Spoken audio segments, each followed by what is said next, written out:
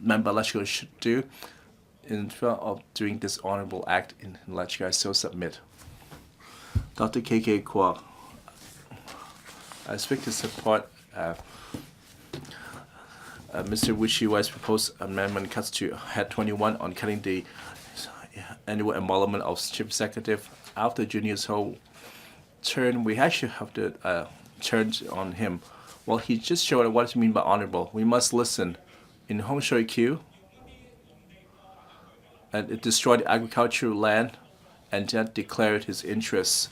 And there's no question, and then refused to answer any question. There's no declare when we discussed the Hong Shui Q NDA, when we have the teachers who committed suicide. He said that we don't have to take them too seriously. So Dr. Yunus was rubbish. Point of order.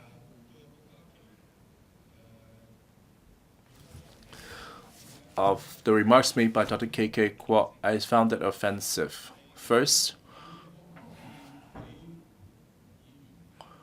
can you let him raise the point of order? I hope that we'll retract this remark because what he said is unfounded and offensive and insulting. Dr. K.K. Kwok, Dr. Junior's whole point out what you said is unfounded. Well, didn't you have a company called Long Yu Development Company? Don't you own land in Hong Shui Q? What land I own, I already followed the declaration mechanism. What he said are frivolous and wrong and misleading and insulting. I ask him to retract his remarks. Mr. Ray Chan. Call said let Dr. Junior's host do some hard thinking.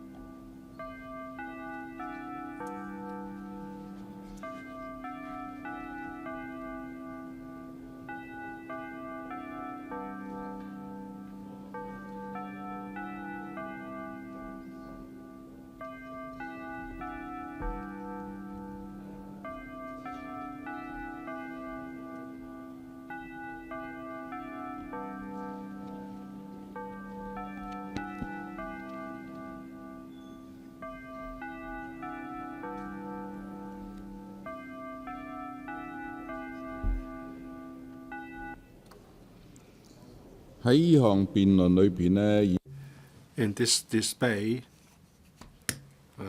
members may criticize one another using strong words, but I hope that the quality of our debate would live up to the standards worthy of a council like this. Mrs. Carrie Lam, well, before she took office, people had expectations because she had been an AO for more than 30 years. Why has she transformed into a demon? No one knows. There was a left-wing newspaper interviewing her when she secured 580 nominations. Well, she was called a very capable person. She said she could solve 3 problems. One, relationship between the executive and the legislature. Second, the relationship with the media sector. And thirdly, to attract young people to join the government and to turn them into supporters of the government. From what we can see, all she has done would represent the opposite direction. Today is a very good illustration. Hong Kong people, the business sector, Hong Kong's local chambers and commerce and international chambers of commerce are all paying attention to the fugitive offenders bill.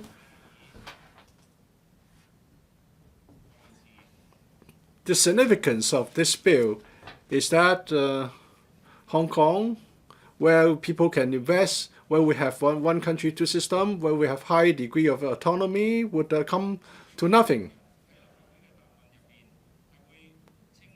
We thought that she would explain at today's meeting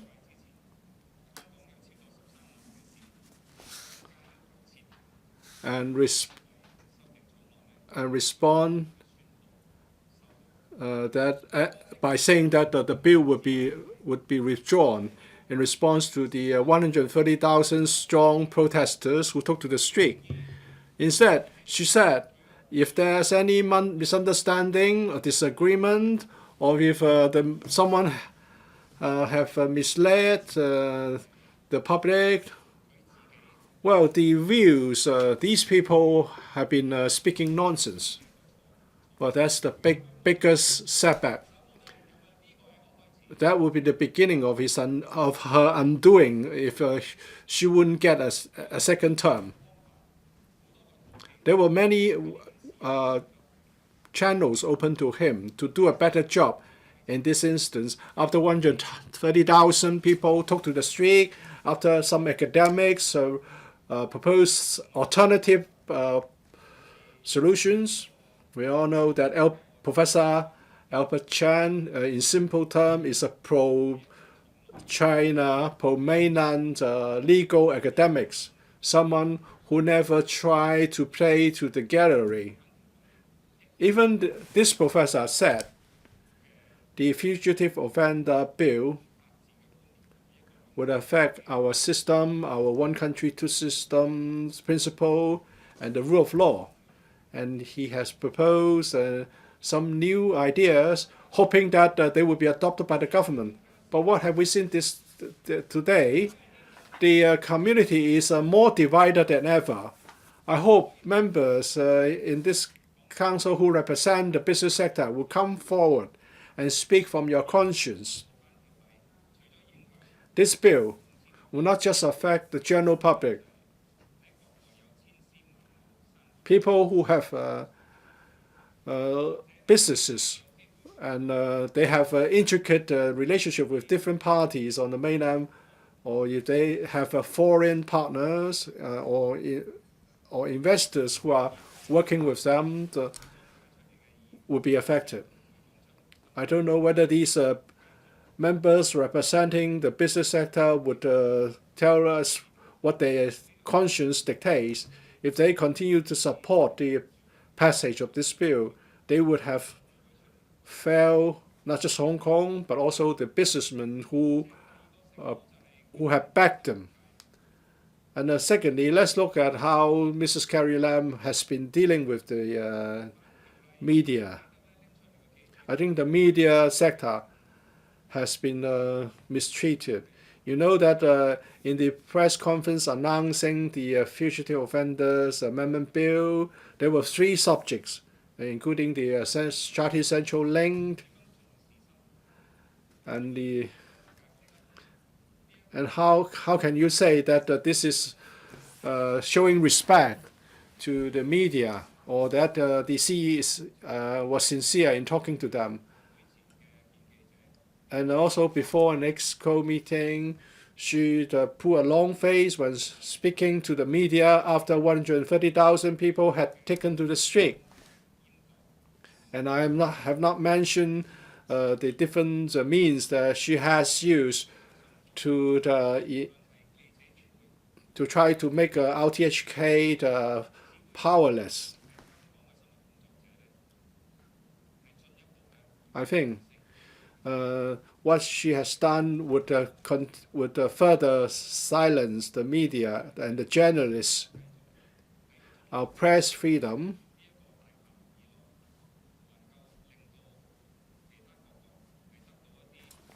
will no longer be able to allow us to produce, to make sure that news or unbiased news will be available to all. Our freedom index on press freedom is 73. I believe it will continue to decline over the following year. Apart from introducing the self-recommendation scheme for young people to join government boards and councils, well, most young people do not trust the government. So she would be able to get only or recruit only those who are supportive. When 6 electoral members in this council were unfairly disqualified. And the Miss Zhao Ting from Demosisto worked behind the returning officer, and she was qualified at the order of the government. How can you ask for trust from young people? What do our young people want? Of course, she doesn't listen to them. He doesn't know. Maybe she will only listen to those who would have tears on hearing the national anthem, or who would like to get opportunities in the Greater Bay Area.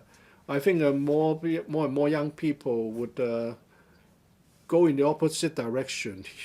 And Mrs. Carrie Lam has committed the most serious crimes against Hong Kong. When asked whether she was trying to tell us that the previous 3 chief executives were useless, when she could only introduce the Fugitive Offenders Bill. And she was very smart. She just quoted the Secretary for Security that the previous governments have been burying their heads in the sand. Well, it's even worse than Article 23 legislation, I mean the Fugitive Offenders Bill, because the cases under Article 23 legislation will be tried in Hong Kong. In Hong Kong, we still have some trust for our judiciary.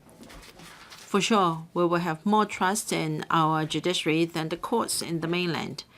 The Fugitive Offenders Ordinance is even more evil. In future, the CE alone can decide whether to trigger the handing over of fugitive offenders to the mainland. The so-called protection from the court. Now you have to understand that our court cannot reject such a request so long as there is a prima facie case. the very appalling judicial system in the mainland is such that a judge can present fake documents, and that can become prima facie for extradition. So how can we ensure that the documents are true or not? Because our courts can't, there is always a prima facie case, whether it be Carrie Lam or a future CE. She or he can do as she wishes. The central government can exercise its extreme power, and anyone who is disobedient in Hong Kong can be extradited to China or to the mainland. How can such a CE warrant a pay of more than $5 million per year? And this CE told us that she would care for the disadvantaged and the vulnerable. And she would like to talk about how poor she was as a kid. And then as soon as she became the CE, she raised the elderly CSSA eligibility age from 60 to 65. And then Lord Chi Kwong, the Secretary for Labor and Welfare, said that if we can all live to 120 years old, then you're still in your middle age if you are 60. That pierces the hearts of our elders like a sword. So Carrie Lam is the person behind such a policy. Where is her care and compassionate for the people of Hong Kong? I still remember how, when she was still a candidate in the CE race, she gave $500 to a beggar from the mainland. Now she has risen to great height, and she has forgotten the sufferings of the common people. And now she is the CE, and she has gone back on her promise to be caring and compassionate. I don't want to talk about the old story, how she used a lump sum grant mechanism when she was the Director for Social Welfare, leading to this very pathetic situation of our social welfare sector. She was returned by 777 votes. Ever since she assumed office, she has introduced policies causing the decline of Hong Kong. She talked about the merits of GBA. She wants to drive people to the GBA to make investments, to study, to live, to work. She is trying to gradually kill the distinct role played by Hong Kong. So even before we reach 2023, Hong Kong will move into this new era of GBA, which will also declare the formal death of Hong Kong. GBA will replace Hong Kong in the future. The 9 cities plus 2 SARs will become the GBA, and all cities within GBA will then lose their uniqueness. We are not maintaining our special economic and political position under one country, two systems. Rather, we are driving Hong Kong into a dead end. And this CE, Carrie Lam, doesn't deserve her pay.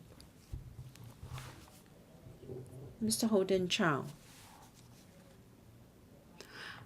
I was listening to Dr. K.K. Kwok's speech. He called Dr. Junior's Ho rubbish. Dr. Ho stood up at once to protest, asking him to withdraw such remarks. Since when has this council degenerated into such a state? This morning, we had the CE question time and we heard extremely insulting remarks against the CE and other people, calling her inhuman, so on and so forth.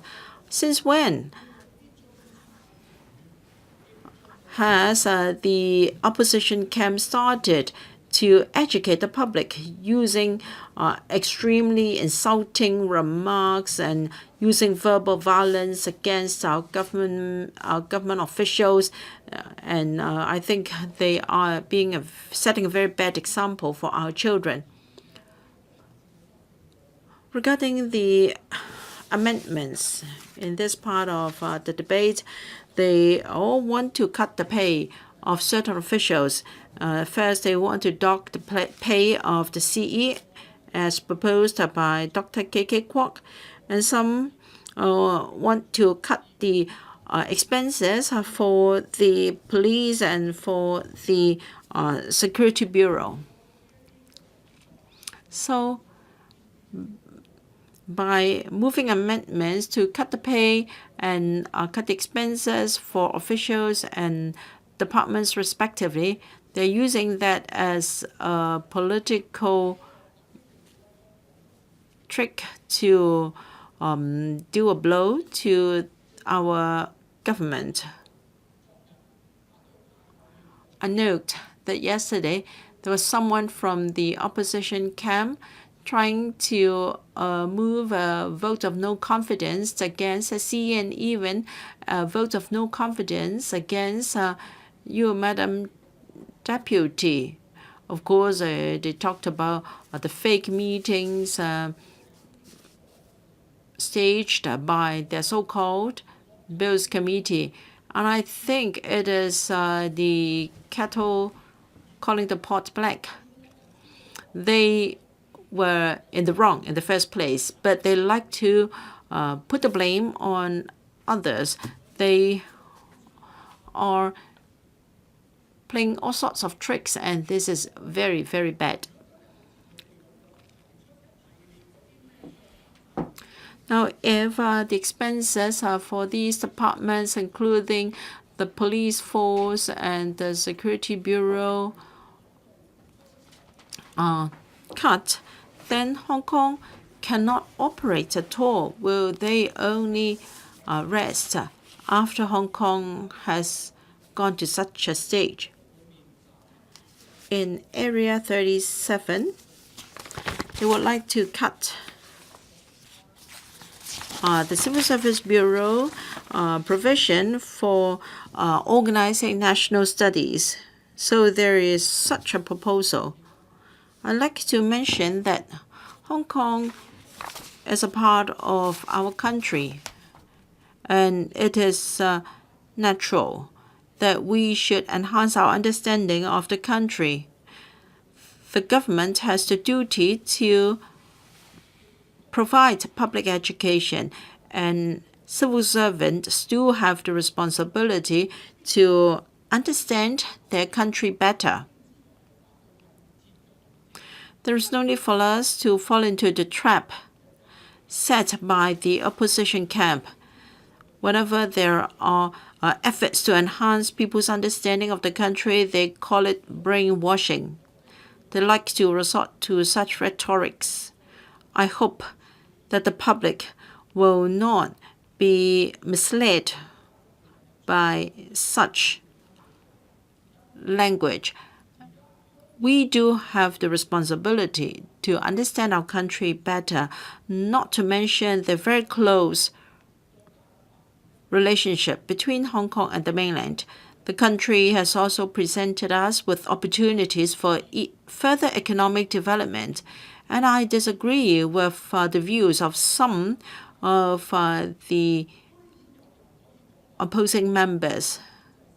Some say that the GBA development will kill Hong Kong. They dare to say such things.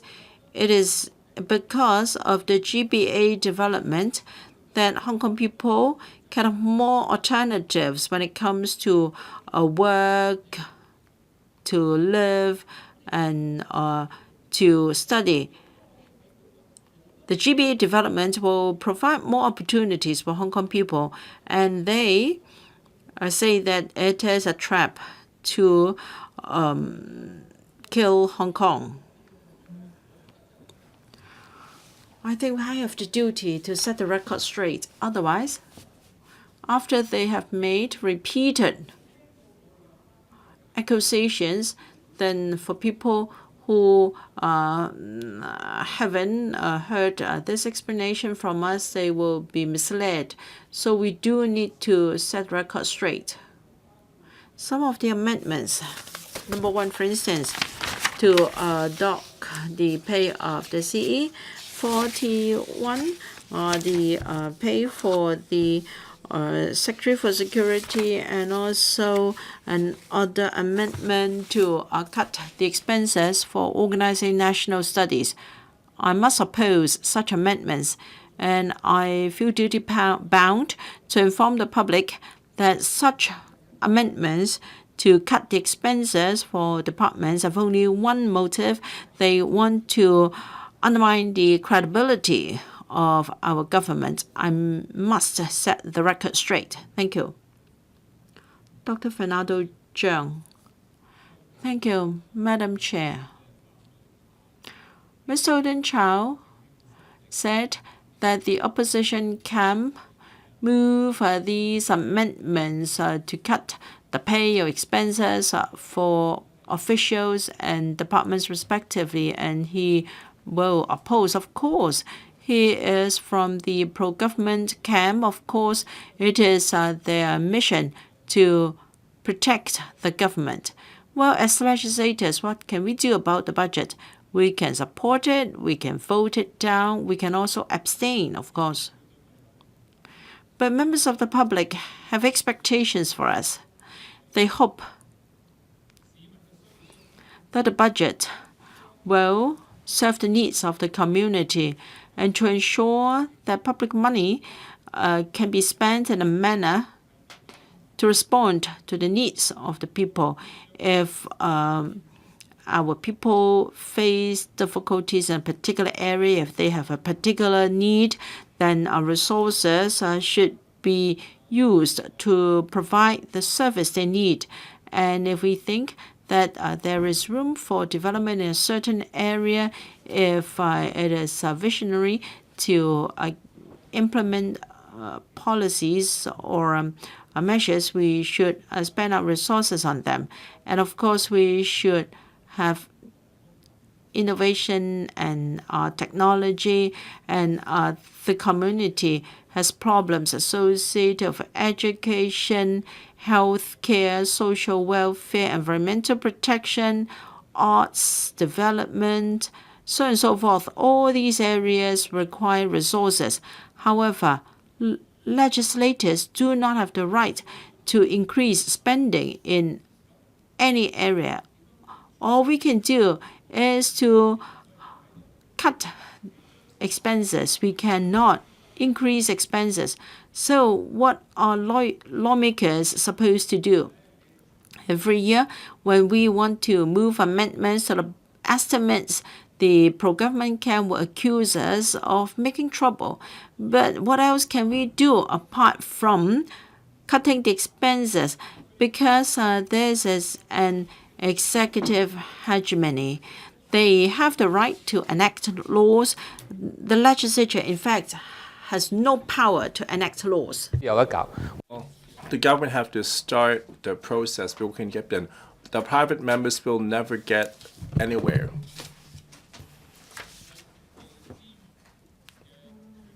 Well, the government had all the resources. The whole budget can pass unscathed. Let's say I myself am very concerned that whether we have enough support for the elderly, and filled with 2 elderly at home, their care, the disabled, the expensive medications, but can we in a position to do so? But can we add the government's budget on medications? No. Can I ask the government to build more public housing? No. Can I ask the government to build more hospitals? No, I can't. What we can do is to cut the expenditure. What else can we cut?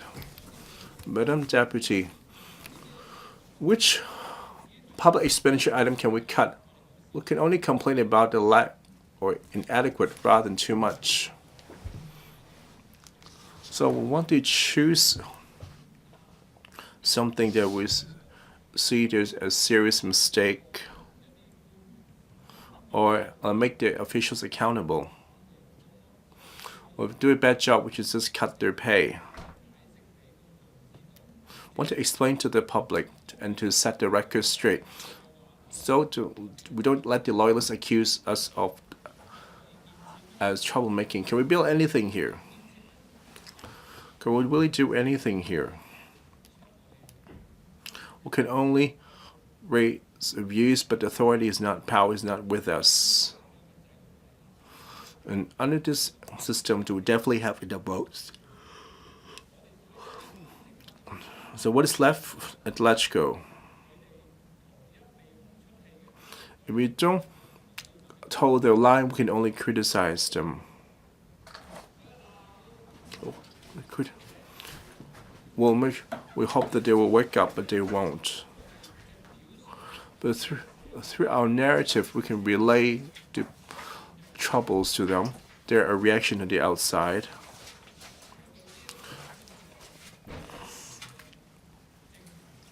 When there's such an outcry that forces the administration to respond, want to pretend they are fair and caring, and while we poke through their facade, then they will do something reasonable.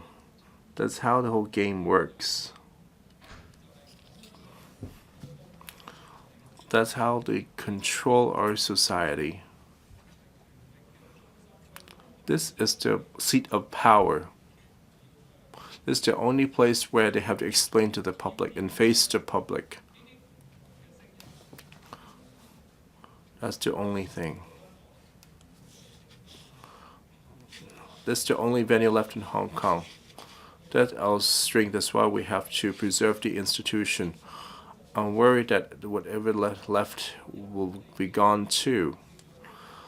Today, in this e-question time, we are keen on upholding the basic human rights safeguards in Hong Kong. Our difference with the loyalist camp is that, like Mr. Wishiwai said, we don't trust the communists. We felt that the deeds of this regime for the past injustices. How do you make these people perish? And you claim that at the return of sovereignty, you have to set up one country, two system. Why do we need two system? Because we want to maintain what we have. That's why we have the basic law. That's why we want to march to what's democracy. We must separate from China and make sure we don't mix. And Hong Kong decided that, okay, we shall have a handover, and here we become part of the People's Republic of China. We're no longer a colony. However, we have the safeguards of the basic law. We have the China-UK Joint Declaration. So, two system is most important to Hong Kong. It's not that we sue to subjugate under one system. How it is under China, but not the Chinese Communist Party. Our counsel for the country is unlike the pro-establishment camp. Your country is your party. well, Xi Jinping has made it clear enough as to show in the 100th anniversary of the May 4th movement is that today the young people must follow the party.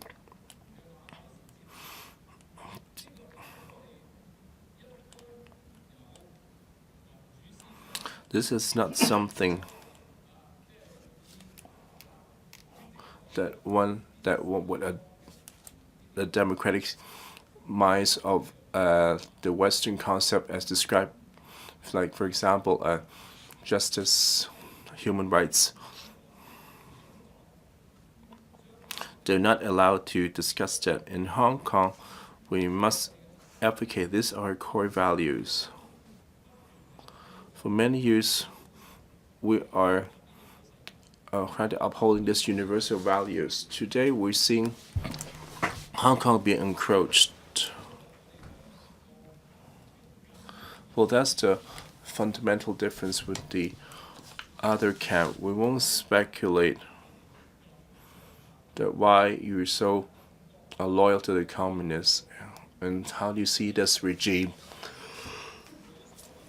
do everything correctly. Anything it does, no matter how it affects Hong Kong, and it would that is correct, and Hong Kong can only listen.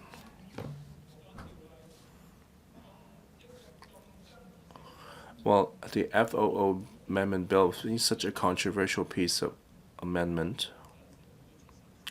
The global community has spoke out.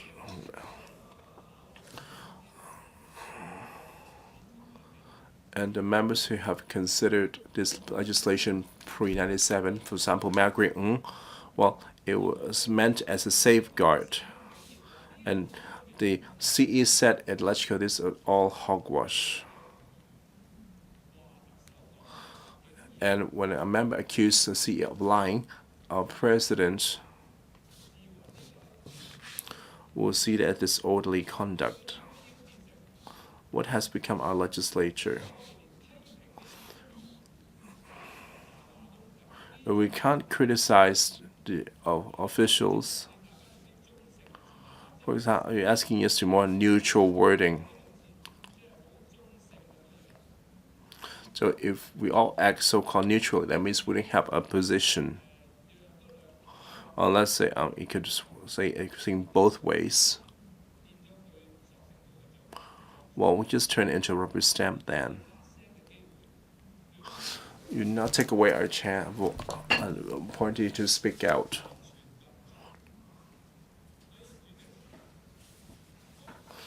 Madam Deputy, I support my colleagues. If we need to cut the CE's pay, I definitely agree.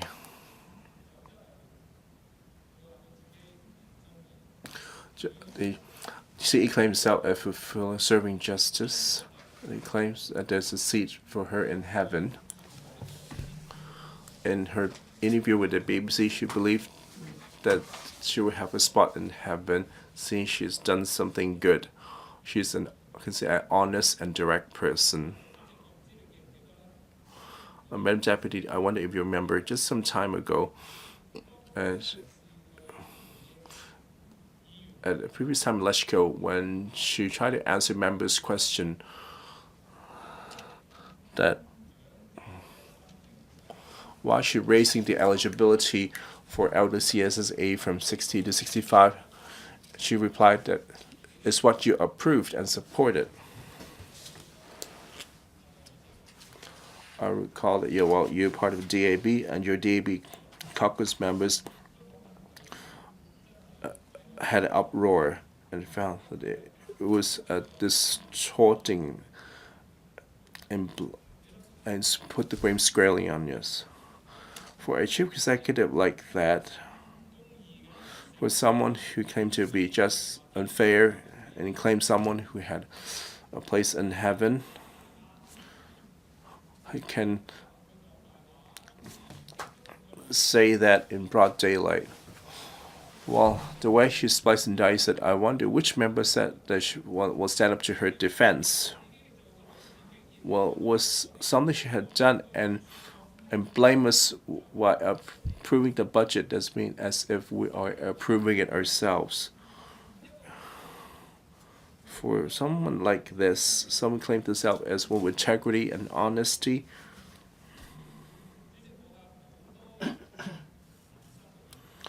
I have a lot of livelihood issues to talk about. For my first round, I ran out of time. I want to poke through their hypocrisy and tell the public what's going on today. What's left of this legislature? While being critical and criticize public officials, and let's say on the highest official, the chief executive, thus immune from criticism. Oh, please, electrical president, please respect yourself. This is on monitoring government. They're not our master. You shouldn't come to her defense when someone criticizes her. She's a public servant. They have to be accountable to the public, including the chief executive herself. If she cannot accept criticism like this, and like CY Leung to resort to sending legal letters, then you will be failing a duty as a public officer, and she should just resign and leave the hot kitchen. Mr. Eddie Chu.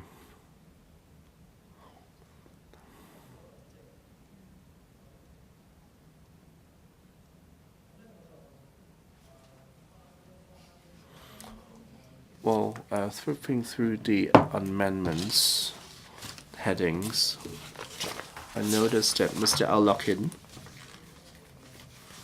in amendment number 25 asking to cut the chief security officer of the electrical secretariat and will stop an emolument. I see that Mr. Ao may have the prophetic abilities, because somehow he know they're a living example that tell us that why do we need to support Mr. Ao's amendment. This morning,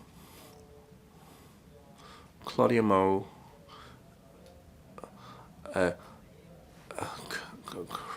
cried out that Miss Carrie Lam is a liar, and it was ruled as disorderly conduct.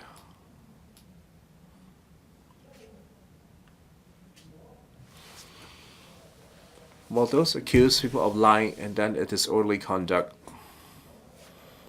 It seems that the liar himself might be acting orderly. So who is someone who deemed as a liar yet on orderly conduct? That's our the Secretary General Kenneth Chan. A few days ago, he told the reporters that they have been upholding the principle of neutrality, as if they are being protective of their own colleagues at the Secretariat. And asked me, please don't bully the Secretariat staff. Well, he didn't say the Pan-Democrats, just that group of people claiming he didn't do anything wrong. However, it transpires that the Secretary General and the Secretariat headed by him gave instructions to our Chief Security Officer, and then security officers had to declare their affiliation as part of the so-called yellow ribbon cam or blue ribbon cam. There's no choice of neutral.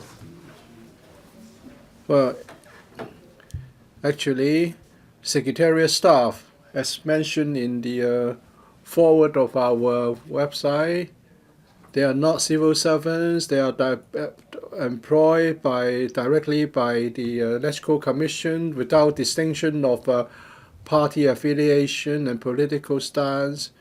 But they would have to be politically neutral while discharging their duties. They are not supposed to participate in anything political.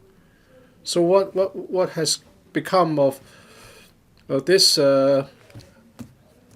announcement, Mr. Chu Hai-tek?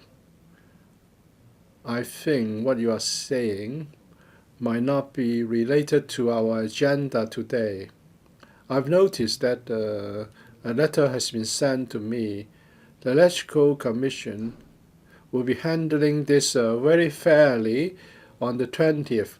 So this is, first of all, not relevant. What you have said is not relevant. Secondly, you should act fairly. You should wait first, so that the Electoral Commission can handle the matter. Because if otherwise, it would be very unfair to the Secretariat because they are not in a position to respond. Let's return to the amendments concerning docking the pay of the Chief Security Officer. But that security officer, surname Wong, worked under the Chief Security Officer. The Chief Security Officer asked all security officers to declare their political stance in October 2017. You think that security officer named Wong lied? Please don't abuse the protection, your powers and privileges here. You should be more neutral. Are you trying to stop me, Chairman? My speech is totally relevant. You can give me advice, but I'm entitled to say what I've said because there's an amendment relating to the pay of the Chief Security Officer. The reporters have all been there in that press conference. If this is not true, then Mr. Chen Wang-on can come out and say that there was no instruction on political screening back in October 2017. Well, you can either say yes or no. He has not come out to say anything about this, so we have all the reason to believe that this did happen. All security officers were asked to take on the form to declare their political stance or affiliation. That goes against what's stated in the handbook, that they will all be neutral politically. Why can't I say something about this? Where have I digressed? This is just an illustration of, Ms. Mo said the CE had lied. That was just stating the fact. You said Ms. Mo misbehaved, and now Mr. Chen Wang-on has openly lied, and you are trying to shield him. Well, now he has disappeared. We were at his room for 45 minutes trying to get an explanation from him as regards why he could decide to circulate a notice and then a very important decision would be passed.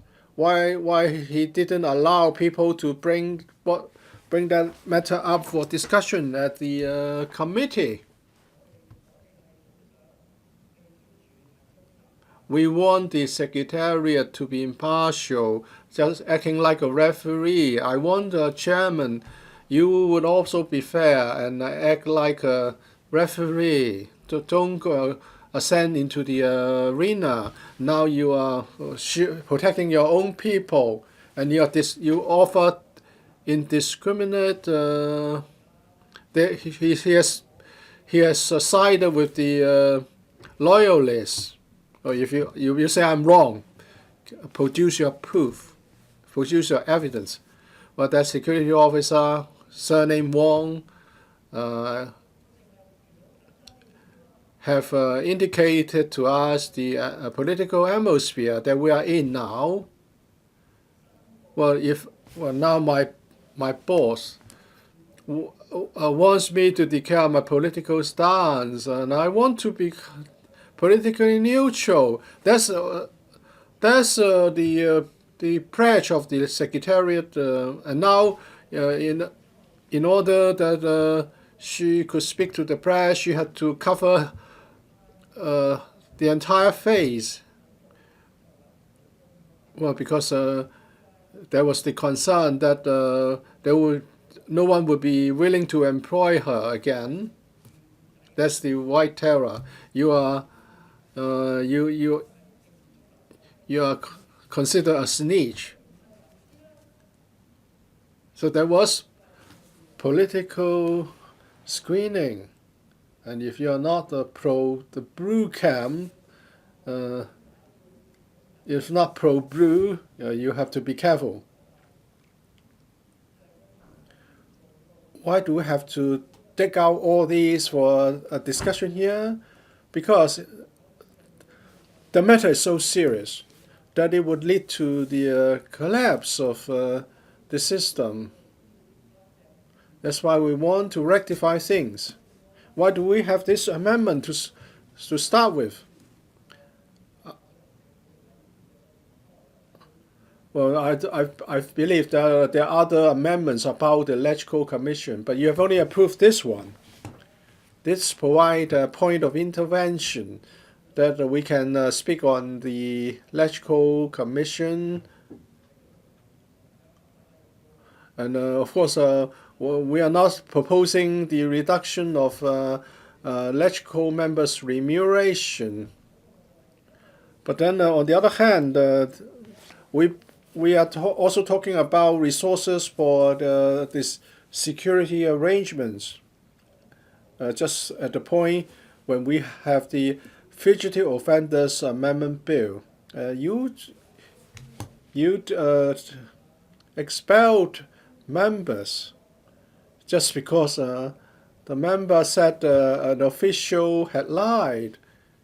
Not even just but Chang would do that. And now when Dr. Junius Ho and Dr. K.K. Kwok traded harsh words, you did hold back. Well, if everyone has to be expelled, if strong words are used, or there's a very bitter argument, then no one will be able to stay here. Let me now talk about Amendment number 1 in relation to the CE. We are all here to witness what happened this morning. And I don't want to talk about attitude and this smirking experience. The CE thought she was so smart, everyone should defer to him than defer to her rather. And when the CE wants to promote a policy, what kind of principles should be based on? It should be, first of all, based on facts, and we should be rational instead of stirring up undesirable emotions. In February, they tried to take advantage of the Taiwan murder case.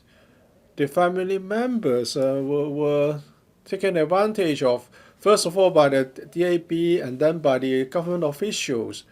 But well, at the end of the day, nothing would no benefit would be born out of all these. And the family members would then think, well, why didn't you tell me before?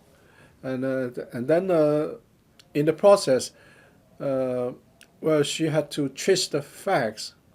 Well, we all pinpoint on the word nonsense. First of all, when she said nonsense, she was not referring to she's not referring to all members who are opposing to the amendment bill. Well, she's very pro CPG. She's very supportive of the CPG government. She said in 1997, when we had the amendment implemented for the Fugitive Offenders Ordinance, it was meant to be a firewall, and the Chinese representative in the liaison group also agreed that there should be such an arrangement. She thought that it was such a description was nonsense. There are people who are both pro the communists and who have expertise. But I would say that she was wrong, particularly on this point, because she was talking about what happened in history in the past. And she also quoted the speeches of the Democratic Party in her defense. So it was not considered a loophole. That exercise was carried out to localize the fugitive offenders rendition arrangement, which was introduced to Hong Kong by the UK. But it doesn't really explain why in the interpretation in the FOO, which carry something in a parenthesis, it's not just a reflection of the status quo back then, but introducing a prohibition against the signing of a rendition agreement between Hong Kong and the mainland. If there was no concern, no worry back then you should leave open the possibility of an agreement between Hong Kong and the mainland. But there was a clear prohibition. So is it a loophole or is it a firewall? It's very clear. And the Democratic Party members said that the protection and safeguards in the FOO should be reflected and should be applied in the future agreement between Hong Kong and the SAR. That's not wrong, because there were safeguards under that system which will involve LegCo, and now the CE wanted to change the system so that she would have all the say.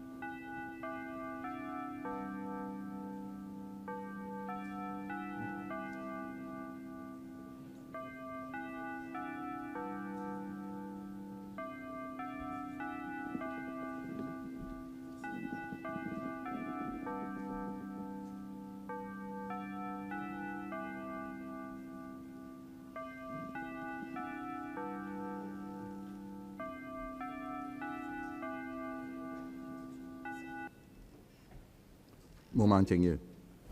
Ms. Claudia Mo.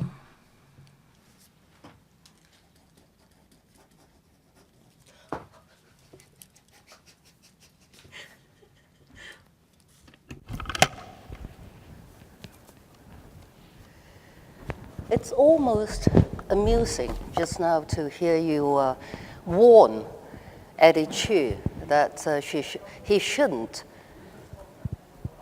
abuse his free speech or speaking his mind with the powers and privileges protection.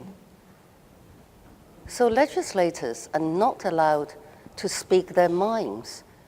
When they do, they are abusing their power. But why is it that when I say Carrie Lam is practically a walking pack of lies, a walking load of crap, you find that offensive? Why is truth offensive, Mr. Leung? I'm standing up to speak in complete agreement with this particular amendment, which would cut Carrie Lam's salary by 1 year, well, for the next financial year. She's so well paid that it's if you mention the amount, it's chin-dropping. It's more than 600,000 US dollars. She's the second most well-paid so-called leader in the world. What about the American president? Oh, Donald Trump only ranked the 4th on the list. Now this study, this list of who's most well-paid list is by USA Today, an American label, media label. The first was the Singapore Prime Minister. The third, I couldn't quite remember, but the US President is only the 4th. And our dear Mrs. Lam, the mayor of Hong Kong, is the second only to Singapore, best paid leader, quote and unquote, in the world. Now this person simply doesn't deserve our taxpayers' money, let alone our respect.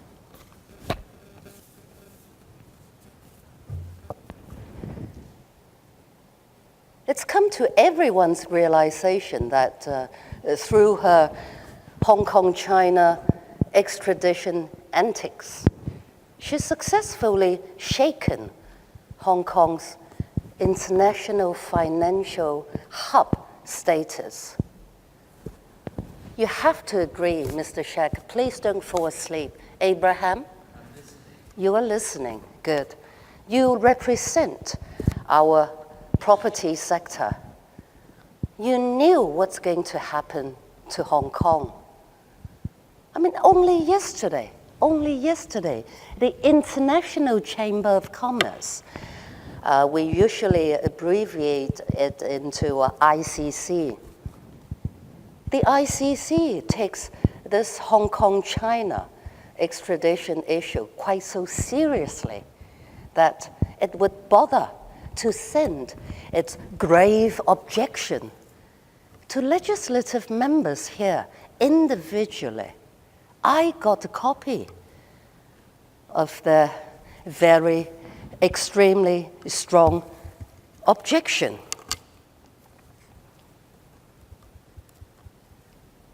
I need to thoroughly quote it to you. I strongly suspect you haven't really read it yourself. This ICC statement yesterday is sent to us individually. I wonder if my honorable friend Abraham Razak also got a copy. You did, yeah? It's nothing exclusive. It's all fair play. Everyone's got a copy. The ICC statement started with this following paragraph. We were caught by surprise with the administration, i.e. the Carrie Lam regime. The administration's seeking legislative amendment on the basis of the paper on the website of the Security Bureau back in February. For a matter of such importance and with grave impact on Hong Kong, we are disappointed at such sudden notice.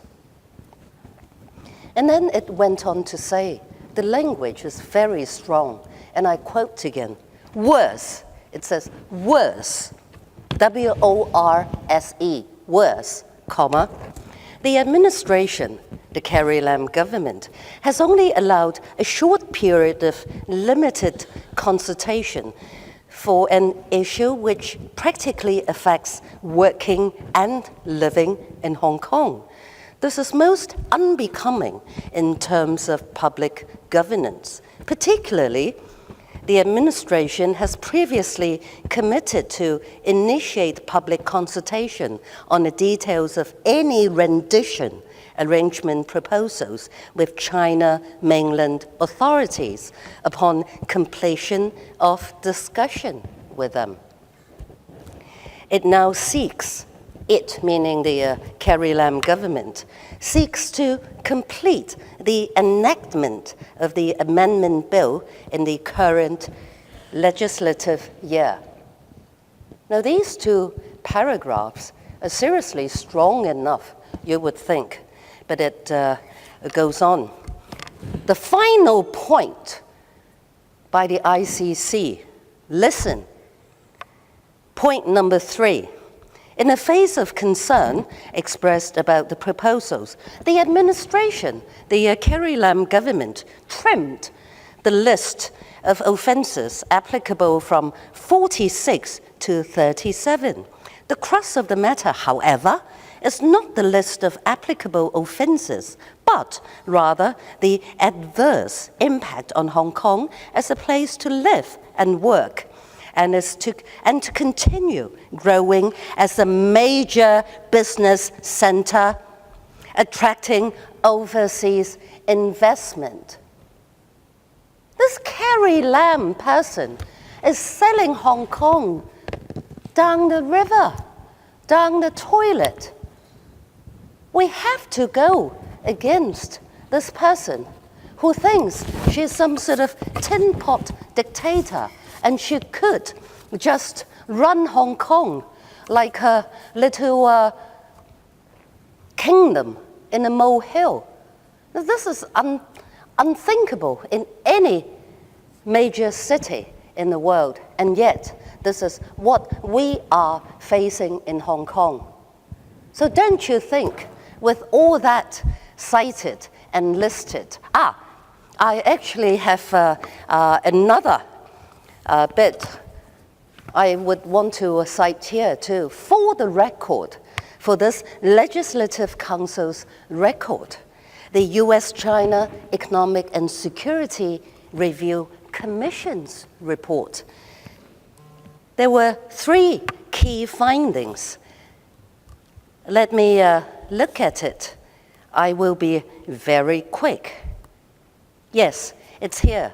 The print is very small. I'm looking at my cell phone, so bear me if I tend to slow down a bit. I wouldn't read out the whole thing, of course, but it listed 3 key findings. It says, A, Hong Kong government extradition bill would hyphen, if passed into law, increase the territory's susceptibility to Beijing's political coercion and further erode Hong Kong's autonomy. We're not blind, right? We're not deaf. We hear that. And key findings, point number 2. The proposed changes to Hong Kong's extradition laws could create serious risks for U.S. national security.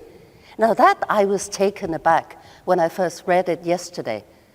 The Americans are raising this issue to the level of their national security, national security.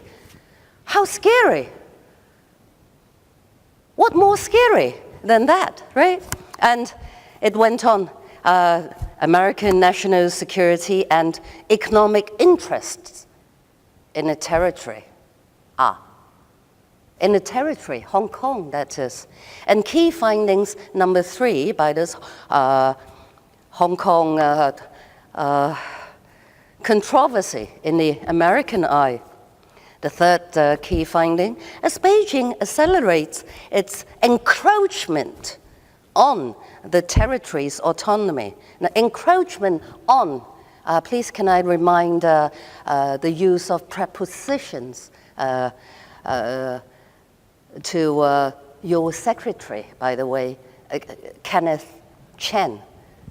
Encroachment has to be followed by on. Encroachment on the territory's autonomy and guaranteed freedoms. No, this line is no good. I will need to repeat because I broke it up. As Beijing accelerates its encroachment on the territory's autonomy and guaranteed freedoms, the bill could provide it a powerful legal tool to further intrude into Hong Kong's affairs. So we're going to lose, it looks like it now, our preferential trade status vis-a-vis the Americans in no time. Carrie Lam, please come out and tell our businessmen that's nothing to worry about, that what foreigners have to say are of no concern, are of nothing when it comes to Hong Kong's economy and our livelihoods. I don't know if you knew it, Mr. Leung, the GIS, I think it's a GIS, some government spokesman, anonymous of course, saying that while responding to press inquiries, would actually say that the American accusations and what have you, don't worry. This extradition law, when passed, would actually help Hong Kong with its business status in the international community. Isn't that a pack of lies? You're a businessman yourself. You knew that's not going to work like that, not even to red capitalists. It wouldn't work even for mainland Chinese businessmen, because they too will suffer. Whatever's going to happen to our re-export trading status, if the Americans say, we've had enough of you, Hong Kong, you say, is part of China, so forget it. It is part of China. Never mind this special status we've always given Hong Kong, definitely, ever since 1997. That extradition law, excluding mainland China, plus Taiwan, was not just, well, of course it was for upkeeping Hong Kong people's confidence at the time, just pre-1997. But then it was also needed there to help Hong Kong having this sort of independent status on the trade front so that we can keep our all these preferential treatments with the WTO and maybe even trade with the European Union. But then Carrie Lam said only this morning, he called that kind of clarifications, she called them rubbish. It wasn't there. You guys made it up. Crap. She said crap. Basically, rubbish, trash. And you think that's very fair? Carrie Lam should be sacked or she should resign. 不配發言。 Ms. Elizabeth Quat. Thank you. Chairman, I would focus on the amendments proposed by Mr. Gary Lam. It is number 56. It's subhead 223. It is the reduction of estimates for the purchase of Dongjiang water of 1 month. I was reminded that back in 2018, there was a proposal to reduce the amount for purchase of Dongjiang water, where they said that I smear Dongjiang water. And after going to Israel, and I supported the construction of a water desalination plant. And they said the worry is because people don't have to pay for expensive water and there will be a stable supply. And since there is a proposal to build a water desalination plant in Cheongkwano, that's why the pro-loyalists wanted to use our hindsight to support water desalination plant. If Gary Fan is concerned about water supply for Hong Kong and whether Dongjiang water is worth the money, then he should have done his homework. You may criticize other people, but you have to know your affairs. Back in the 2011 and 2012 policy address, the government proposed the construction of a medium-sized water desalination plant. At that time, it was said that a site has been reserved in Cheongkwano. The LegCo back in 2017, it was between the 14th and 15th of April. I went for a duty visit for Dongjiang Water, and on the 31st of May, there was a discussion in the PWSC about the construction of a desalination plant in Cheongkwano. When did I go to Israel? September 2018. I used my vacation leave at my own expenses to go to Israel to visit the biggest and most successful desalination plant. I wanted to learn about how we can produce something that is affordable and good so that I can do my work effectively to monitor the government's job to construct the plant. I learned that the most expensive part is the filtering system. So if you can expand or lengthen the lifespan, it would save money. I have learned a lot, and I share what I've learned with the government. I hope that in the tender exercise, they will pay attention to that. In the third quarter of 2023, there will be the commissioning of the first ever desalination plant in Hong Kong. Perhaps Mr. Fan doesn't know that it's not just now that Hong Kong will have a desalination plant. Many years ago, there was one. Back in 2007, no, it's actually earlier. In Tuen Mun, there was a desalination plant in Tuen Mun. At that time, the steaming method was used. And that was back in 1971 at a cost of $460 million. A steam turbine was used. It was too expensive. It has consumed too much energy. And at that time, there was an increased supply of Dongjiang water. As a result, it was closed down in 1982. I think the question is how we can use the latest technology to increase water supply for Hong Kong people.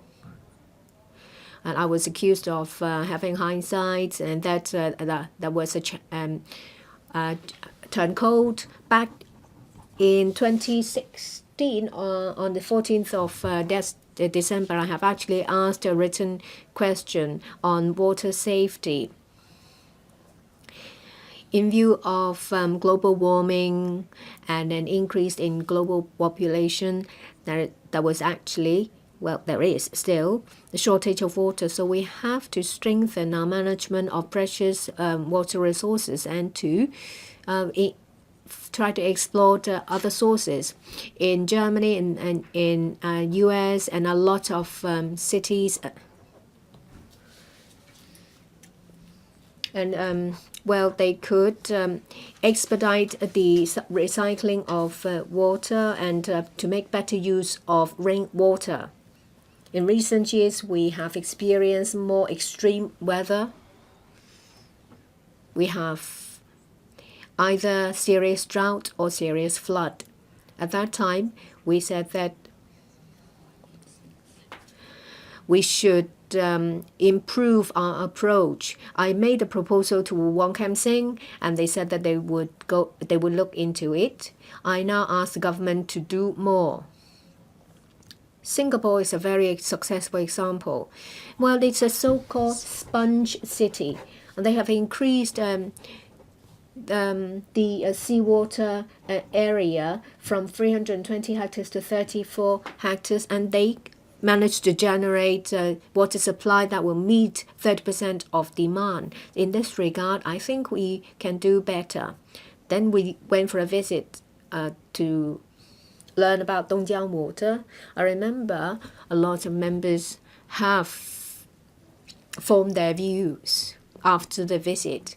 And at that time, I reiterated that we should be grateful about the supply of Dongjiang water, because during the times of water rationing, mainlanders have made sacrifice for us. 提供到呢個東江水，咁其實為咗保持東江水嘅水質咧，我哋嗰次去睇咧，亦都見到河源、東莞、惠州、深圳呢啲沿江嘅地區咧，放棄咗大量嘅發。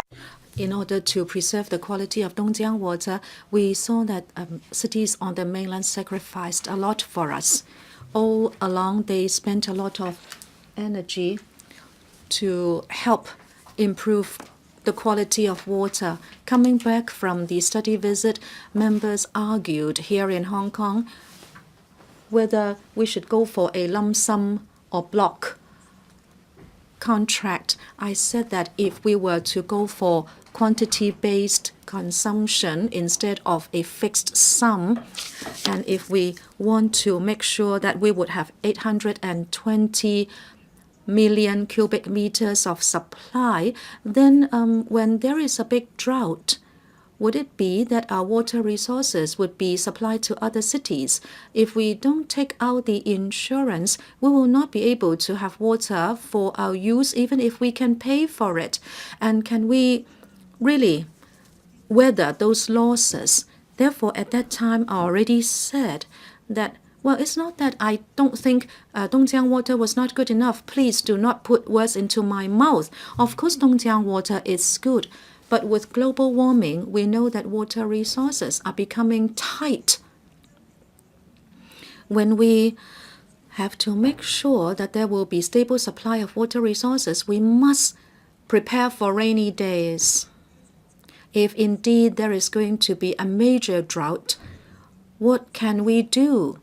Therefore, at that time, I already said that apart from building a sponge city, we should also open up water resources like regenerated water, desalination, building a sponge city, so that we can reduce our reliance on Dongjiang water. That was on the 20th of April 2017. I wrote in the Oriental Daily to put forward my views. Okay, so I was in Israel, and then when I came back, in fact, at that time, I was still on my study tour. I had not come back to Hong Kong yet. And I expressed certain observations about my Israel study trip. And then Apple Daily rumored that I was driving a wedge between the peoples of the mainland and Hong Kong, and that I was trying to make Hong Kong independent from the supply of Dongjiang water, saying that Dongjiang water was supplied by unscrupulous businessmen and that Hong Kong should try to supply itself with another water source. But then, as you know, I have always been concerned about environment pollution and climate changes. I have always asked the administration to prepare for rainy days. But then some journals and newspapers only serve the political stance of their bosses. They do not go for justice. They would use a public tool to fool the public, and they would just quote people out of context to smear these people. Mr. Gary Fan must always have read just one newspaper, and he has not read from other media, and he has not done his homework as to what I have said and when we discussed the desalination previously in LegCo, and he would just object to anything Chinese. So regardless, he just followed the arguments of Apple Daily, and it was very unfair to me. When he spoke here today, he still said that I was of the view that we should not rely on Dongjiang water. But we know very clearly that we have not changed tack, or we have been slow in our realization. The DAB and my stance have always been very clear, and we have stood firm on our stance. We must be thankful for the supply of Dongjiang water, but it should not prevent us from developing our own water resources. And we must treasure water, because Hong Kong people have been so fortunate. We have tap water running all the time, and our water tariff is not high. Many members of the public just do not have to pay water tariff. Therefore, sometimes we do not treasure water resources in Hong Kong. However, we must be prepared. It's just like in May 2018, when there was extreme hot weather for a row of 15 days, and the water storage was only at 60% in all the reservoirs in Hong Kong. And the chairman of Water Resources Committee said that if the drought should go on, it is estimated that we need a bigger supply of Dongjiang water, and for the first time we might be exhausting the 820 million cubic meters of water. And we have said, we have listened to reports saying that there would be more drought globally, and in the 21st century, droughts might be very common. According to the observatory, in 2018, we have already had a drought. So we must have a sense of crisis towards droughts, and at the same time, extreme weather will bring about droughts.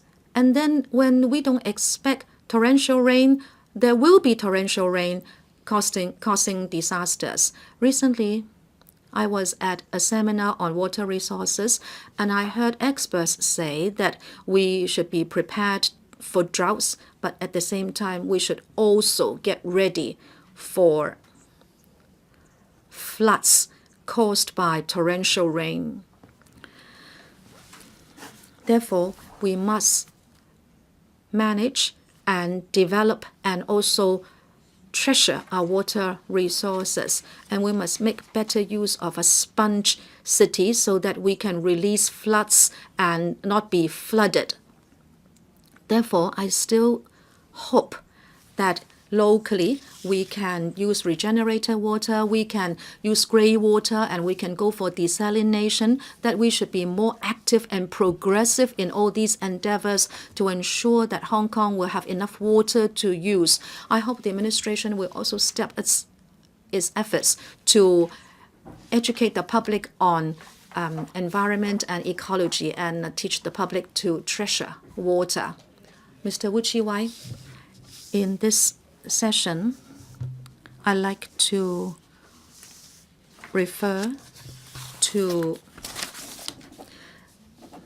the slashing of the salary of the Bureau Chief of the Development Bureau. The administration has always said that land is in scarce supply in Hong Kong, and of course we know that for a fact. But then the ways of solving the problem would be to depend on Lantau tomorrow, and that it would be the ultimate solution. But then you are talking about creating an island in seawater. What are the thoughts behind that? If you can reclaim land from the sea and create an island, does it mean that you can move people to live there? What will become of our economic structure? If we have Lantau tomorrow, how can you decant people from old districts to that island? If we want to have urban renewal, does it mean Hong Kong will become a city with endless demolition? Why am I saying that? Because as you know, if we want to provide land under Lantau tomorrow, it will be after 2030, the earliest, meaning that with regard to buildings built in the 1970s, they would be 60 years old by then. Is it that you have the plan in Hong Kong that when buildings are 60 years old, you need to move people out of them? Is that the way you want to renew our districts? If yes, shouldn't there be a comprehensive review? Shouldn't that policy be thoroughly discussed? If not, the so-called outline plan for Lantau tomorrow will just be like a mirage. You are saying that with Lantau tomorrow, you can improve the overcrowdedness in the city. Now, the per capita space is only about 100 square feet. With Lantau tomorrow, you said in public that the per capita space would be enhanced to about 300 square feet. But who can move into the new environment? There will be 200,000 odd units on that island. But you will have to tackle the need of the 2.5 million units already in Hong Kong. What kind of mathematical concept are you applying? Unless you have so much space within Lantau tomorrow. If not, how can you achieve the purpose of improving the living environment of our people? If indeed you are so lucky to move to the island, then you have a new environment. But then if you are still living in a comparatively overcrowded environment, then there would not be a lot of improvement, meaning that the so-called improvement will be called into question. Plus, there are other problems with regard to land use in Hong Kong. We have said many times here in the Council that you are not striking a deal with Disneyland in order for it to free up the 10 odd hectares of land reserved for it. And you are just proposing to use it for the short term as a flower garden. But now there are about 200,000 people living in subdivided units. They do not see any flowers in their daily lives.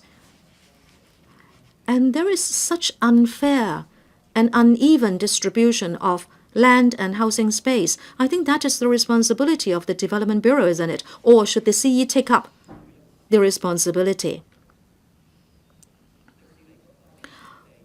About the 60 hectares of land reserved for Disneyland, and then in Sunny Bay you say there will be the reclamation of 100 hectares, and planning-wise, that will be for the next phase of a theme park. Do you intend to change the land use for these 100 hectares of land in Hung Shui Kiu, in NT North East, and also in the North District? you might have to resume brownfield sites. What are you going to do about the business operations on these brownfield sites? You say you can't resume them. There will be 1,000 hectares of brownfield sites which would be left as they are. But then you are proposing to reclaim an island out of the sea. Why do you want to adopt such a mentality? And 900 hectares of land has been reserved for the building of small houses.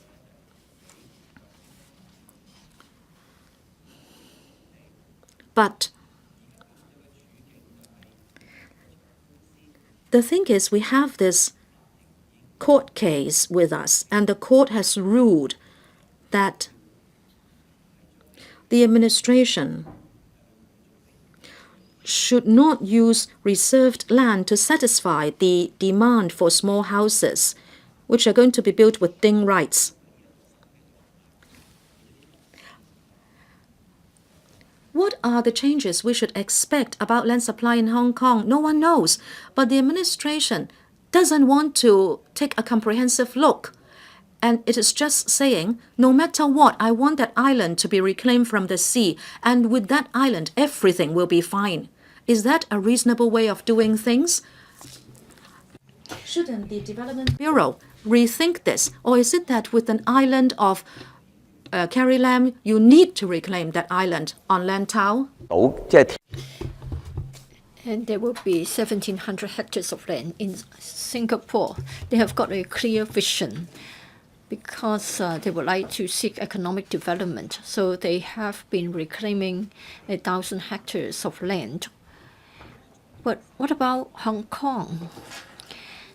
Now, according to the Greater Bay Area Outline Development Plan, we should become the financial services center for the GBA, because in that case, we'll be riding on our strengths.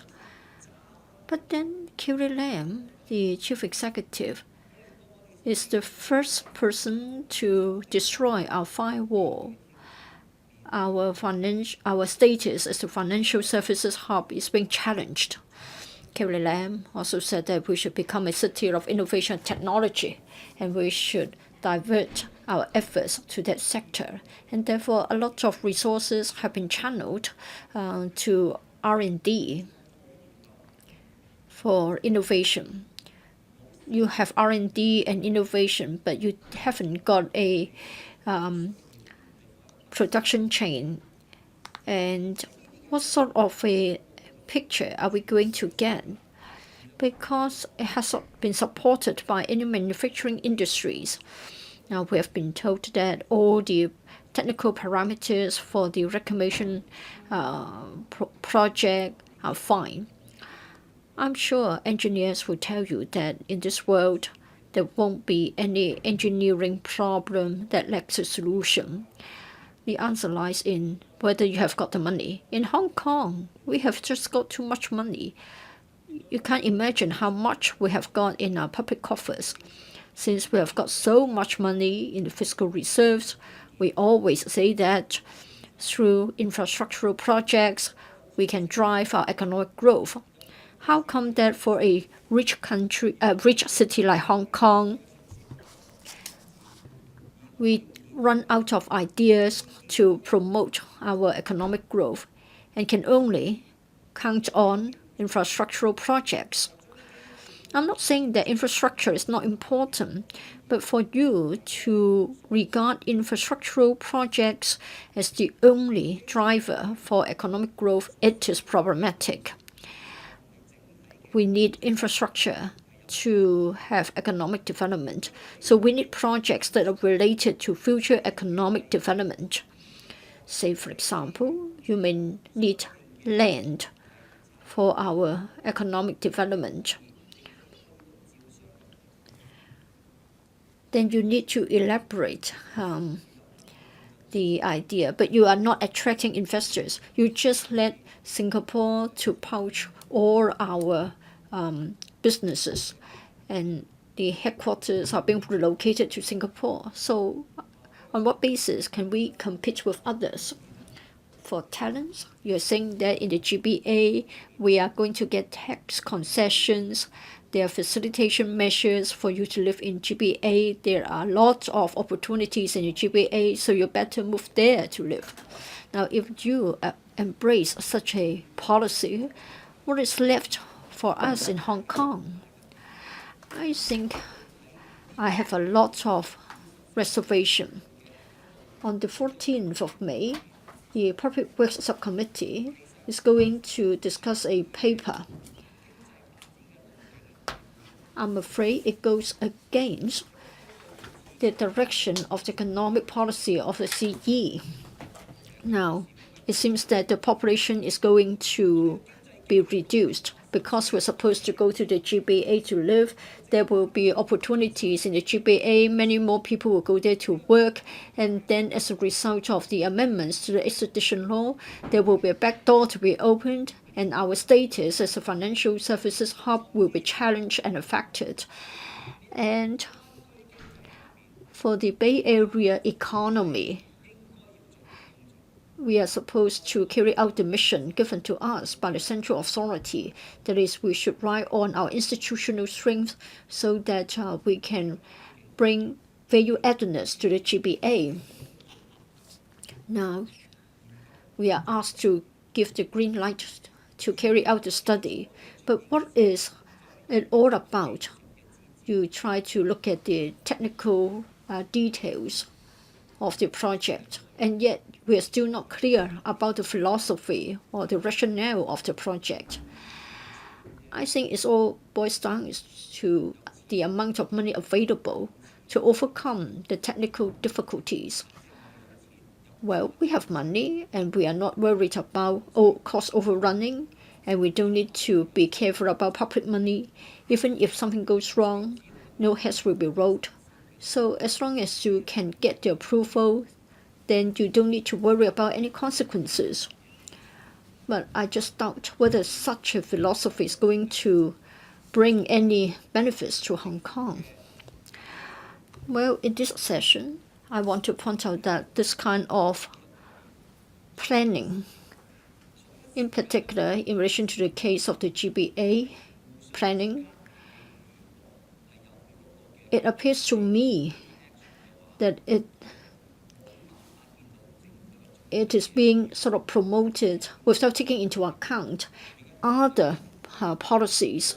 There's no interaction. Now we have land sharing, we have the land out to more vision, and then the government tried hard to take back the Fanning Golf Course site. We don't know what will happen to the site after it has been returned to the government. Now, of course, we do have a land shortage problem, but what about land use? It seems that we are not using our land wisely or effectively. I think it needs a development bureau that can actually understand what we need the land for in Hong Kong. Of course, I can't just blame the development bureau because the bureau is merely there to create or make the pie larger. But with a larger pie, what are we going to include in the list of ingredients? It takes the efforts of the other policy bureaus, but none of them has actually told us what are we going to count on for our future economic development, in particular in the face of the competition from our neighboring cities as well as Singapore. Well, Singapore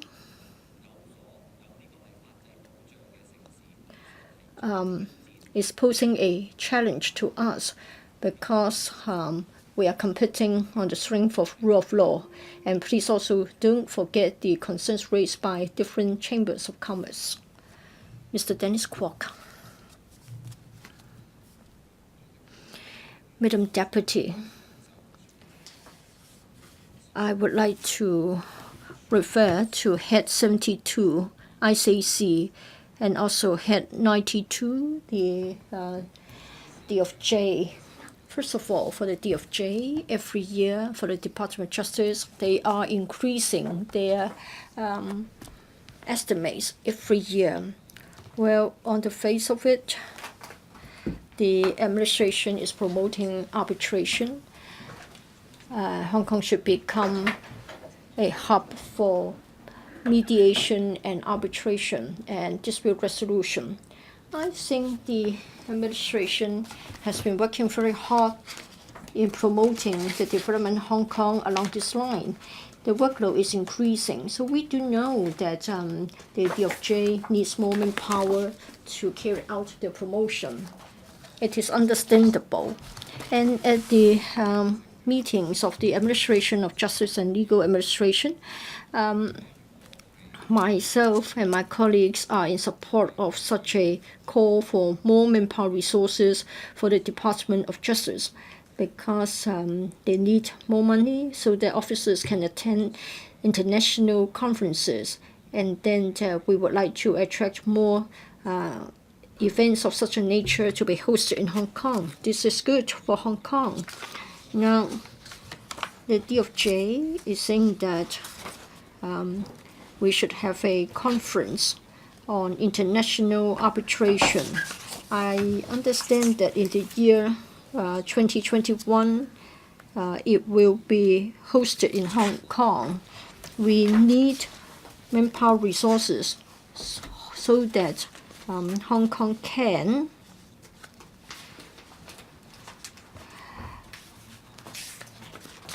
be enhanced in its ability to develop arbitration business. For us to be able to host such a major conference, I think it is going to have a positive impact. Therefore, I'm in full support in relation to the request of more resources for DFJ. But then let me talk about the money spent on recruiting counsel to handle briefing out cases.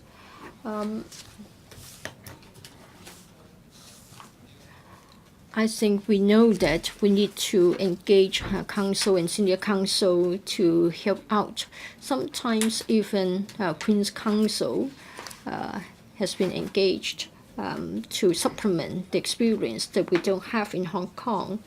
And sometimes their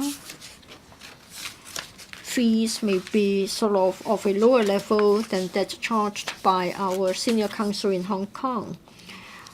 For a number of years, I have asked the DFJ to provide some information to us. When we asked the council to act on behalf of the government, well, of course, when they take up our work, there are many cases, but we never get the breakdown. The DFJ would only give us the total figure. It is undesirable. Well, in the UK and in Australia, they have a high level of transparency. They will even tell us how much has been paid to a specific council in a particular year. I don't need that degree of details, but I'm saying that I want to know how many cases have been referred to a particular chamber and how many councils have been invited to give advice. We need such a breakdown so that there will be transparency, so that we know about the picture in the legal profession. Now, we want to know how many cases have been briefed out, and we want to know whether there has been any bias, that is, whether a particular chamber has been preferred, because we want to know whether one or two chambers has been singled out for favorable treatment, and then they get many more cases than others. So for this arrangement, for getting councils to work on fiat, to prosecute on fiat, I think we need more information of such a nature so that we understand how the work has been briefed out. Well, I'm glad to see that the DFJ has started to make public such information. Well, we have been told about the breakdown of briefing out expenses, like how much for a particular chamber of council. Well, for this year, I would like to have similar figures like those given to me in the past, so we know more about the briefing out expenses. Let me point out once again that such a system should be enhanced with more transparency so that the public would know more about the work of the DFJ and how they're spending their money. So I am done with Head 92 in relation to the expenses of the DFJ. Now I turn to the ICAC. I believe that in the past few years, we have seen that in terms of management and in terms of personnel matters, there were lots of uncertainties and there were doubtful decisions. Say, for example,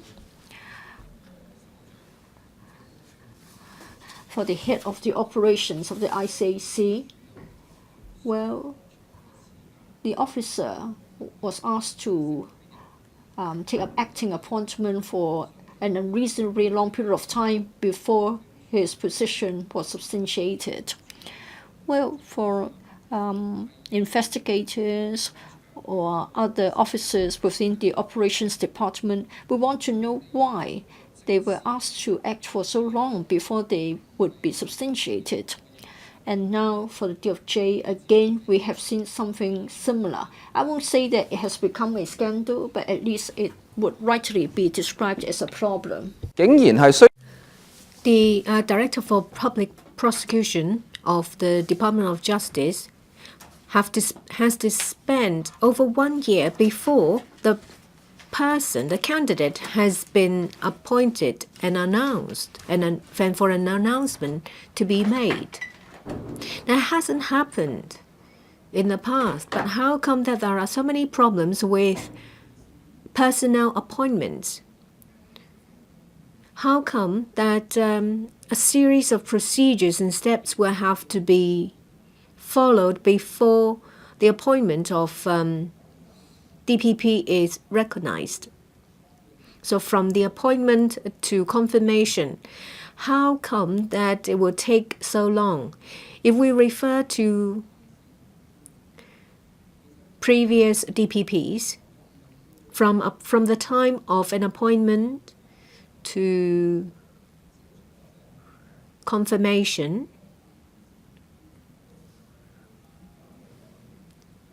sometimes it took 2 months, sometimes it was done instantly, and there was an occasion when it was done within 6 months. This time it has taken 1 full year. How come that within the civil service, why such a long time is required? If the system is opaque, and if there is a wide range of time spent on confirmation, then people may wonder whether you are using the system to try to lean on the person to make the right decision. As you know that for DPP, it's the post that is responsible for making a decision to whether to prosecute CY Leung or not. Questions were asked. They wonder whether the delayed confirmation of the appointment is used as a tool to steer the person to make a preferred decision. Of course, it is not written in black and white, but it gives the impression that the government is trying to use the procedure to influence important decisions of the DPP or the Director for Operations of the ICAC. I think there should be a standard set down so that everyone will know about its operation. If you say that, there is a new Secretary for Justice, a longer time is needed for assessments to be made, then you will have to tell us the standards and the reasons why such a long time is needed. As we've known that there is a certain investigator that has been acting for a very long time, an unreasonably long time before an appointment was due. That's why I would ask for reforms for appointments. Well, in relation to the appointments of Commissioner of the ICAC, Deputy Commissioner or directors, there should be a mechanism put in place. There should also be an independent panel appointed to make sure that everything is done above board and fairly. We understand that the ICAC is directly accountable to the Chief Executive, but it doesn't mean that the recruitment, the appointment, remunerations, employment conditions don't have to be made public, or there needs not be a system. We have a duty to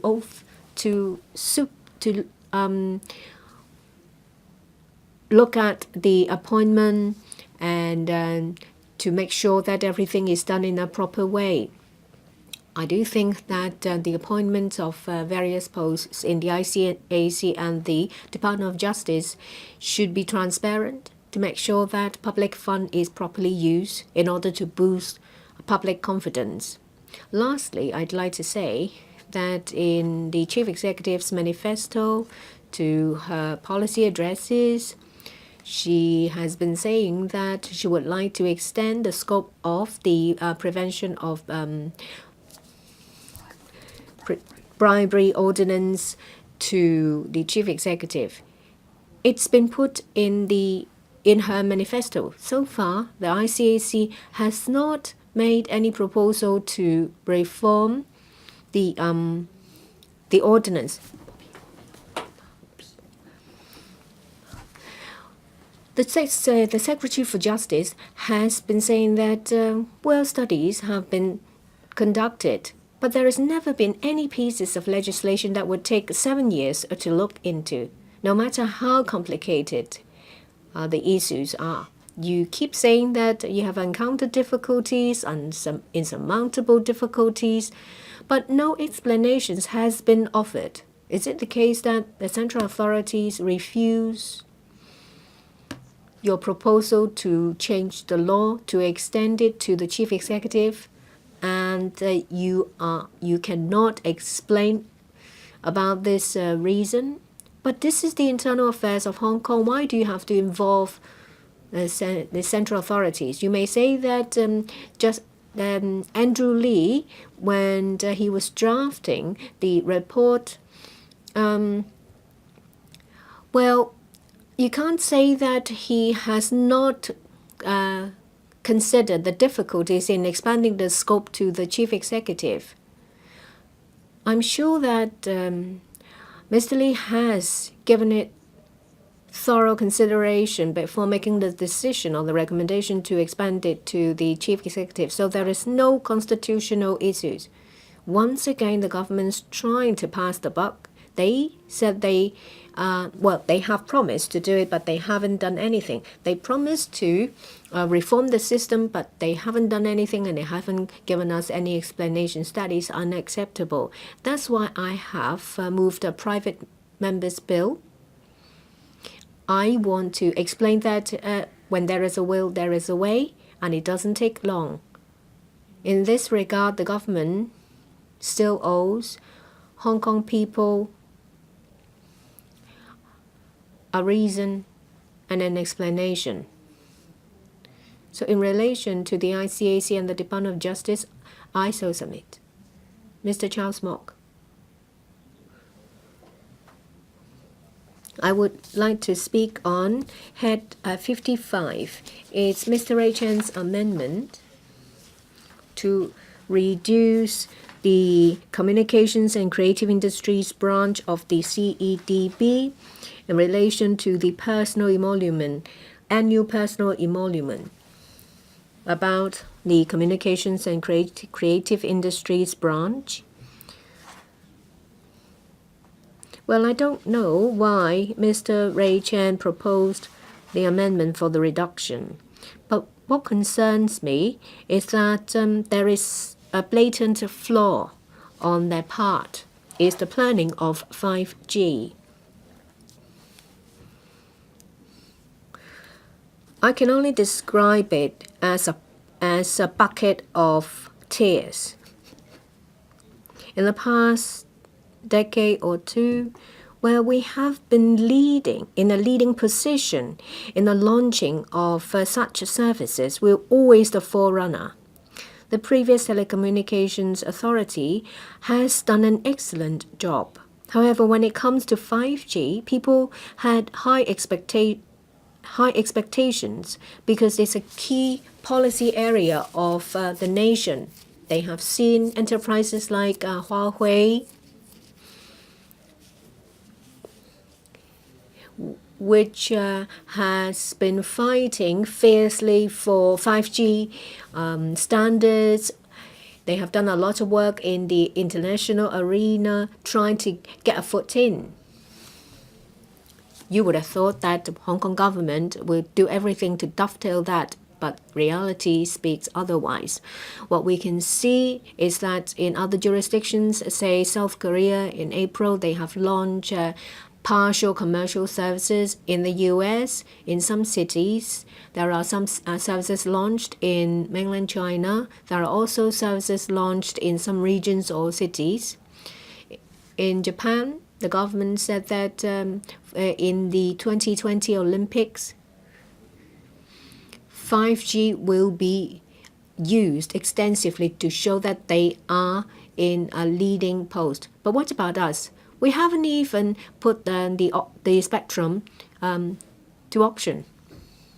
We start to worry. In the past 3 years, I've been asking the government to properly manage spectrum and to properly plan the spectrum.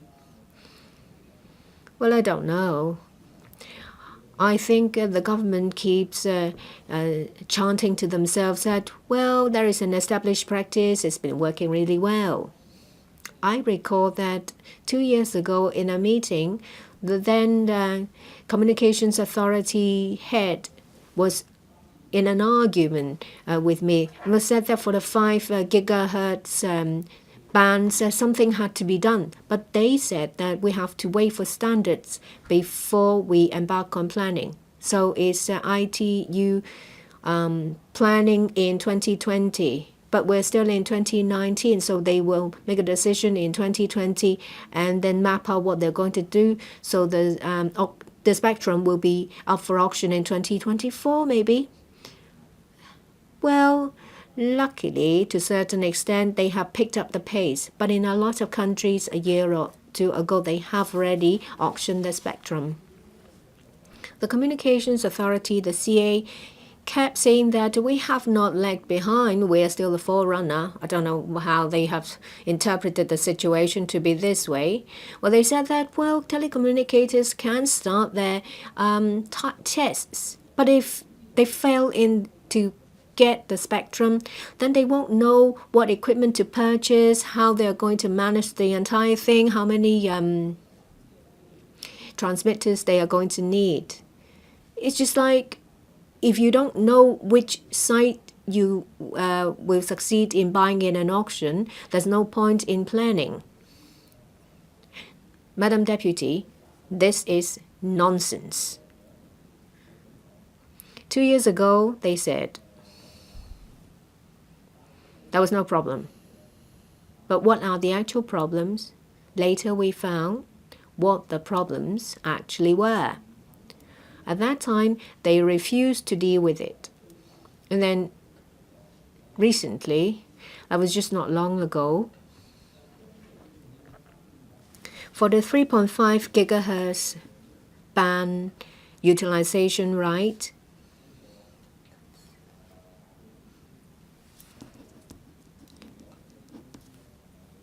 some companies have been authorized to provide satellite service in Tai Po Industrial Estate. So there is a no-flying zone for 5G. Well, members are from Sha Tin Man, Shan Tai Po, in a word, anti-East. This prime ban cannot be used. It is because of this reason. That was a window for the government to do something, but they were sitting on their hands. It's just like Hutong. Well, there is a site housing about 1 million people, but we will not move the village. So it's in a mess as a result. In the end, the ban has to be auctioned, so there is a gaping hole there. They said, oh, we'll do our best to try to find a solution. And I asked myself, how?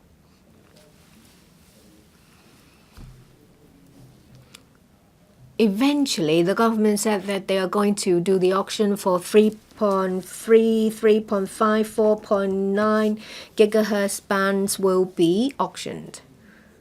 At the beginning of the year, as you may know, that, panels will look at the order of business. As usual, they said, don't worry, we will make the proposal in January, and that was said in October. Well, it doesn't matter. Well, that was done in the past. Auction will take place in summer, say July and August. That was a previous announcement. But what happened? In January, the government said, sorry, there will be a delay of 1 month. In February, they said there will be another delay till we don't know when. We've been waiting and waiting. Last month, they told us that it will come. It's around the corner in May. Tomorrow, Friday, it will go to the panel. And we will discuss about this issue. So finally it's here. And then they are now saying that, come on, please be quick and pass it. Or else if the bill is not passed before summer, there will be a lot of delay. But then there has been a lot of delay.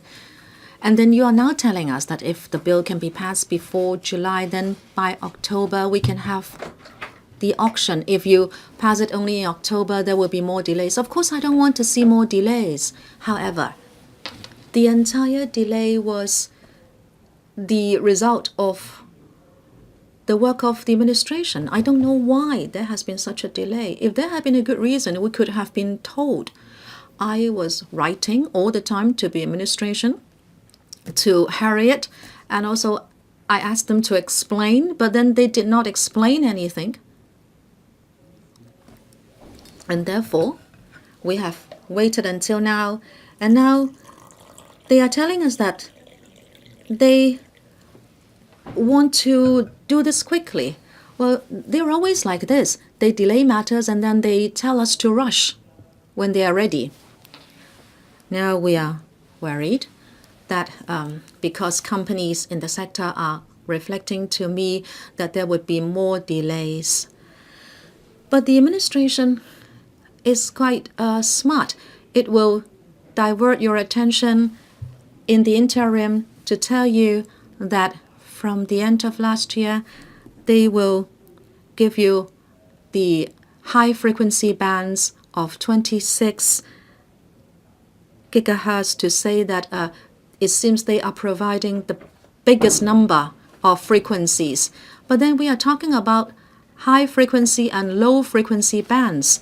Those low frequency bands have little penetration and there is little support in terms of equipment. You have seen in some cities in the US, they use such frequency bands. They tried out the service, but then they were very unstable. Once you step out of the door, you don't have the signal anymore. So these are red herrings. Even now, you have not done anything with the prime bands. Okay, now finally you're going to do it, but this is the view of the sector, and they say I should put forward their views. And these are requests to be made to the Financial Secretary. Of course, the CED Bureau is directly under the FS. The GSM and also the Hong Kong Communications Sector Federation, who represent all the communications suppliers in Hong Kong, they say they don't know whether the administration is going to seek a very high fee. In other words, from the upset price to the rounds of price increase, will it be very expensive? Because these frequency bands will be auctioned. The administration says there is a system, it is well established, but in the end, it's not just the auctioning of the software. What is the basic issue? This all boils down to the price.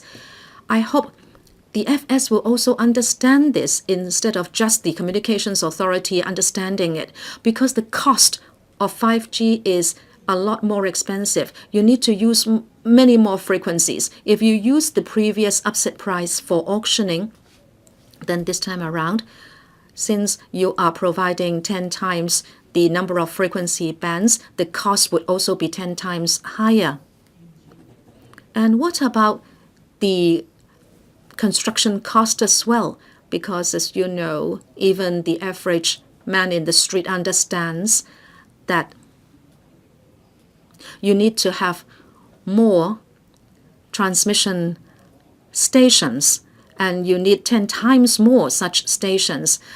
People would object whenever you want to set up these transmission stations. The administration says 1,000 sites have been preserved, but actually some suppliers have told us that some of the sites are not really desirable, and in the end you may not be use 1,000 sites, and in fact there may not be the basic infrastructure provided by government in certain sites. And the FS has to listen to all these views. And coming back to Head 55, I really need to point out that you have to understand, because I understand, that this is not actually the problem for the Communications Authority, because the frequency band auction policy is in the hands of the Bureau. They have been delaying for whatever reason, and it will eventually be for the Bureau to take up responsibility. What is crucial now is if the cost is going up, it will eventually be transferred to consumers. The service has been delayed, and there is this gaping hole. You may be on public transport, and then when you go from a certain area, you may be entering into a twilight zone because the signals will not be stable, and suddenly you are cut out. And the suppliers don't know what they have to do to close the gap. You may be in Sha Tin, Ma On Shan, and Tai Po, and you are disconnected. This is really a joke for the entire world. 3 years ago, we told the administration that they should manage the frequency bands better, but they did not heed our advice. And at that time, the Communications Authority head argued with us that I know what you don't know. And we had to wait for the International Telecommunications Union. And then this is what we end up with. Indeed, we missed something, and they just did not do anything about the frequency bands that were taken up by some other people. I hope that you will respond to the request of the sector that when you auction the bands, you should not ask for astronomical prices, because you don't lack money. Because in the end, we don't want the public having to shoulder very high costs, and the suppliers will have to wait a long time before supplying the service. And you want Hong Kong to be a smart city. We don't want you to turn Hong Kong into a joke. Dr. Fernando Zhang, thank you. Madam Deputy.